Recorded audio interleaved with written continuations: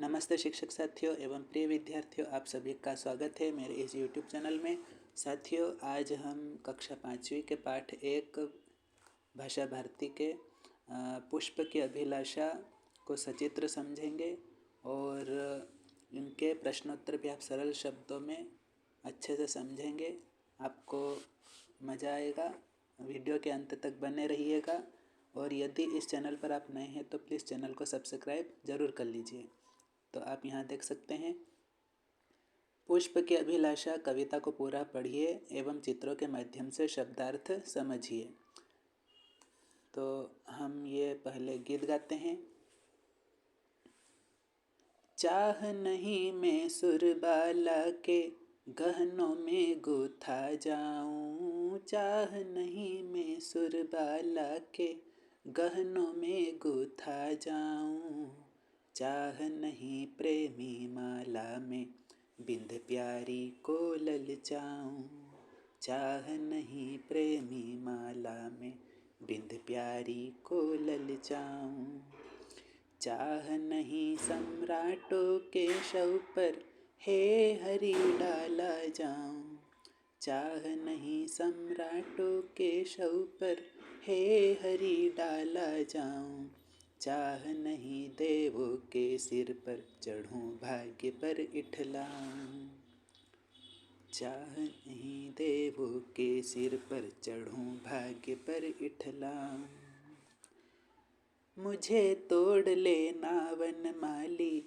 उस पथ पर तुम देना फेंक, मुझे तोड़ लेना वनमाली उस पथ पर तुम देना फेंक, मातृभूमि पर शीश चढ़ाने जिस पथ जाए वीर अनेक, मातृभूमि पर शीश चढ़ाने जिस पथ जाए वीर अनेक। तो साथियों, ये थी पुष्प की अभिलाषा कविता। हमने इसे पूरा पढ़ा। अब आइए हम इसमें जो कठिन शब्द है उनके अर्थ चित्र सहित समझते हैं। तो यहाँ पर सबसे पहला चित्र, पुष्प या फूल या कुसुम या सुमन, इतने नाम होते हैं फूल के। और भी नाम होते हैं, हमने कुछ नामों को लिया है। उसके बाद ये गहना शब्द भी आता है, गहनों में गुथा जाऊं, इसके लिए गहने या आभूषण, रकम भी बोलते हैं इनको। उसके बाद ये सम्राट या राजा या महाराजा या नृप। और उसके बाद शव या लाश या मुर्दा। उसके बाद हरि, हरि के अनेक नाम हैं, हरि भगवान, देव, देवता, प्रभु। इसके बाद सुरबाला का अर्थ होता है देवकन्या, अप्सरा भी कहते हैं, हुर भी कहते हैं। इसके बाद बिंध का मतलब होता है बंधना। इसके बाद है भाग्य, भाग्य के और भी नाम हैं जैसे किस्मत, नसीब, तकदीर। पथ, पथ के और भी नाम हैं जैसे कि राह, रास्ता, मार्ग, डगर। फिर वनमाली का अर्थ होता है जो वनों की देखभाल करते हैं, बगिया की जो देखभाल और सुरक्षा करते हैं उसे वनमाली कहते हैं। उसके बाद धरती के और भी नाम हैं जैसे मातृभूमि, जन्मभूमि, भारत माता भी कहते हैं, भू, धरा, वसुधा और भी नाम हैं। इसके बाद शीश को हम सिर या मस्तक भी कहते हैं, माथा भी कहते हैं। उसके बाद ये है वीर सैनिक, देश की रक्षा करते हुए। इसके बाद ये शब्दार्थ दिख रहे हैं, इस शब्दार्थ का आप स्क्रीनशॉट भी ले सकते हैं, अभी आपको बता दिए गए हैं। फिर हम आगे बढ़ते हैं। यहाँ पर बहुविकल्पीय प्रश्न है, सही विकल्प छांटकर लिखिए। पहला प्रश्न है, भाग्य पर इठलाओं से आशय है भाग्य पर हंसना, भाग्य पर गर्व करना, भाग्य को कोसना और भाग्य से डरना। तो यहाँ पर भाग्य पर गर्व करना भी इसका करेक्ट आंसर है। उसके बाद दूसरा, पुष्प ने अपनी इच्छा किससे कही है? तो पुष्प ने अपनी इच्छा वनमाली से कही है, मुझे तोड़ लेना वनमाली उस पथ पर तुम देना फेंक, मातृभूमि पर शीश चढ़ाने जिस पथ जाए वीर अनेक। तो इस प्रकार वनमाली से बात कही है। इसके बाद अति लघु उत्तरीय प्रश्न देखिए, एक शब्द या वाक्य में उत्तर लिखिए। ये 8th ग्रेड संबंधी प्रश्न है। उसके बाद इसी में प्रश्न आ रहा है, सुरबाला के गहने किससे गुथे हैं? तो इसका उत्तर हम लिखेंगे, सुरबाला के गहने फूलों से गुथे हैं।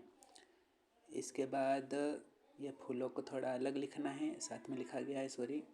तो गहने फूलों से गुथे हैं। इसके बाद प्रश्न चौथा है, मातृभूमि वीरों से क्या अपेक्षा रखती है? तो इसका उत्तर हम लिखेंगे, 3 प्रकार से इसका उत्तर हम लिख सकते हैं। इनमें से जो भी उत्तर आपको अच्छा लगे वो आप याद कर सकते हैं। तो इसका उत्तर हम लिख सकते हैं, मातृभूमि वीरों से अपना शीश चढ़ाने की अपेक्षा रखती है। अथवा इसका उत्तर हम इस प्रकार भी लिख सकते हैं, मातृभूमि वीरों से बलिदान की अपेक्षा रखती है। अथवा इस प्रकार से भी उत्तर हम याद कर सकते हैं। उत्तर है, मातृभूमि वीरों से सर्वस्व न्यौछावर कर देने की अपेक्षा रखती है। सर्वस्व मतलब सब कुछ, न्यौछावर मतलब बलिदान। इसके बाद है पाठ्यपुस्तक संबंधी प्रश्न। उसमें कुल 4 या 5 प्रश्न हैं, उसे भी हम देख लेते हैं क्योंकि इनमें से भी परीक्षा में आ सकता है। तो प्रश्न है, देवों के सिर पर चढ़ने के बाद पुष्प के कौन कौन से भाव व्यक्त होते हैं? तो हम यहाँ लिखेंगे, देवों के सिर पर चढ़ने के बाद पुष्प के इठलाने या गर्व करने के भाव व्यक्त होते हैं। अर्थात पुष्प सोचता है कि मैं यदि भगवान के सिर पर चढ़ जाऊंगा तो मैं अहंकारी हो जाऊंगा। इस प्रकार वह सोच रहा है कि इठलाने या गर्व करने का भाव व्यक्त हो रहा है। तो हम इसका उत्तर इसी प्रकार लिखेंगे, देवों के सिर पर चढ़ने के बाद पुष्प के इठलाने या गर्व करने के भाव व्यक्त होते हैं। इसके बाद प्रश्न अगला है, पुष्प वनमाली से क्या कह रहा है? इसका उत्तर हम लिखेंगे, पुष्प वनमाली से कह रहा है कि वह उसे तोड़कर उस रास्ते पर फेंक दे जिस रास्ते से होकर वीर सैनिक अपनी मातृभूमि की रक्षा हेतु जा रहे हों।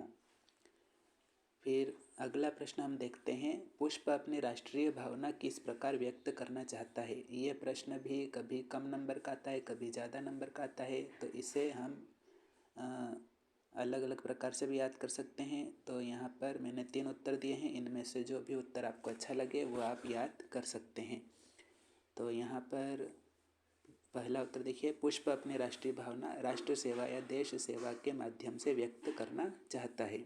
अथवा इसका उत्तर आप इस प्रकार भी लिख सकते हैं, पुष्प अपनी प्रबल राष्ट्रीय भावना को व्यक्त करने के लिए माँ भारती के ऐसे वीर सपूतों के पैरों तले कुचलने को भी अपना सौभाग्य समझता है जो अपनी जन्मभूमि की रक्षा हेतु अपने प्राण तक न्यौछावर करने के लिए सदैव तत्पर या तैयार रहते हैं।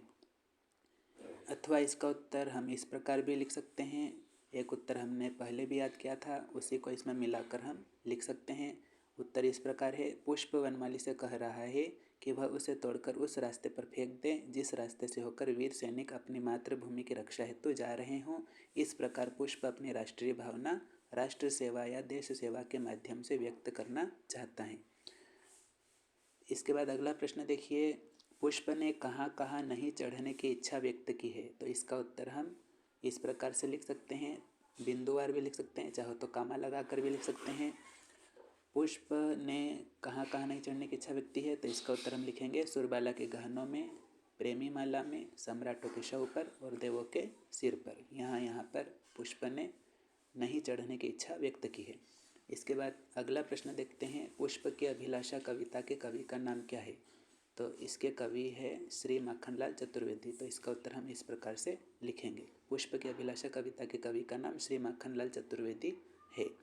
इसके बाद कविता की पंक्तियाँ भी पूछ सकते हैं परीक्षा में, 4 लाइन या 8 लाइन पूछ सकते हैं। तो हम 8 लाइन ज़रूर याद कर ले, वैसे तो पूरी कविता याद कर लो तो और भी बढ़िया।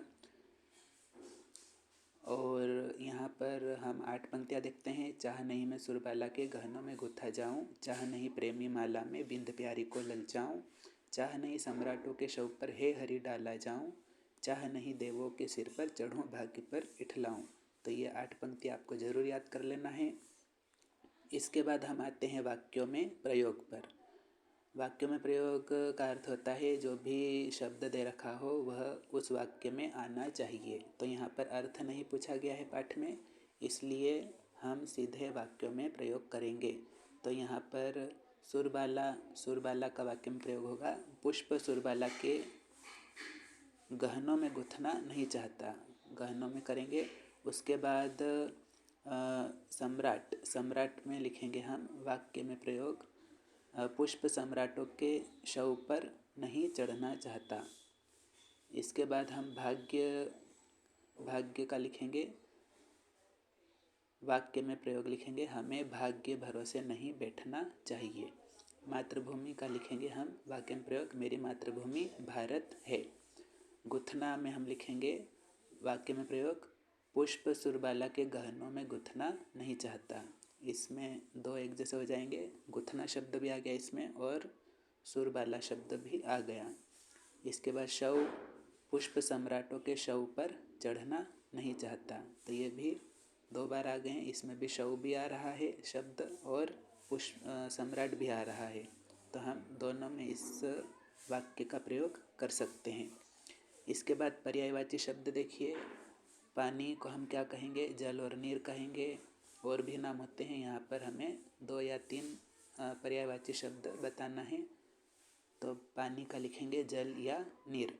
उसके बाद पृथ्वी, भूमि, धरती, वसुधा, फूल को और क्या क्या कहेंगे, तो उसे कहेंगे पुष्प, कुसुम, सुमन। और बादल, बादल का होगा मेघ, जलद, वारिद भी होता है। सूर्य को हम कहते हैं सूरज, रवि, दिनकर, भास्कर। फिर चंद्र के नाम हैं शशि, चंद्रमा, चंदा।